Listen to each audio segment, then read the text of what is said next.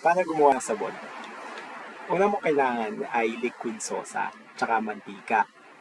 So, sa mga sari-sari store, may mabibili ka naman na ganyan. Sa liquid sosa meron. Panglinis kasi yan ng kubeta, di ba? Tapos ito, mantika. Yung ordinary lang na mantika, yung pangluto mo lang. Ang gusto mong gawin dyan, kuha ang baso, beaker o baso, kahit ano. Tapos, ang gagawin mo dyan,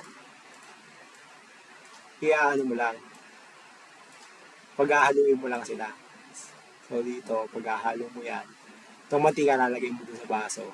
Tapos itong liquid sosa, ilalagay mo rin sa baso. Pero, mag-ingat ka kasi itong liquid sosa, ano to concentrated to na sodium hydroxide. So kapag sinabi natin sodium hydroxide, base yon o chemical siya. Kasi kaya nakakaluso nga siya ng mga bara-bara ano, sa kubeta, ganyan, sa lababo. Pero pag pinaghalo mo sila ng mantika, edi nilagay mo mantika muna, edi nilagay mo mantika. Pag nilagay mo yan ng liquid sosa, magiging sabon yan. Pero bago siya pero kapag pinagano mo na, pag pinaghalo mo na, kailangan mo muna, so magiging ganito yung itsura niyan. Magiging ganito muna yan. Kasi hindi nagmi-mix ang tubig tsaka oil, di ba? Ang sunod mong gagawin ay hahaluin mo. Kailangan mo silang haluin kasi para mag-mix sila. So, depende sa'yo kung gaano katagal o kung nakikita mo na parang okay na siya. Kasi init siya eh. Di ba, pinaghalo mo. Kailangan mo munang haluin ng marami para mag-mix talaga sila. Tapos, iinit yan. Kaya dapat, yung container mo, glass, o kaya, matibay na Tupperware.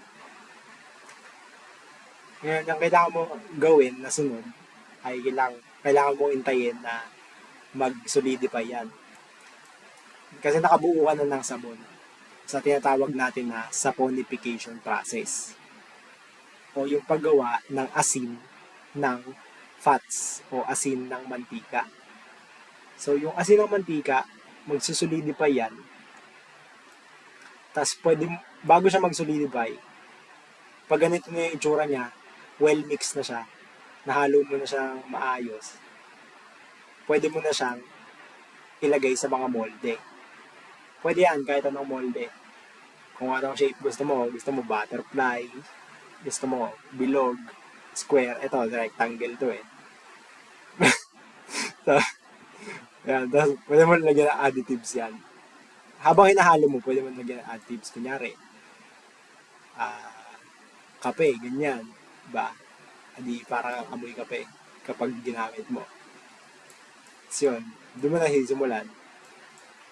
Kasi hintay mo yan, mga 24 hours siguro yan. Depende, mga 48 hours. Mga gano'n, o 2 araw. Tapos, okay na, pwede mo na siyang gamitin.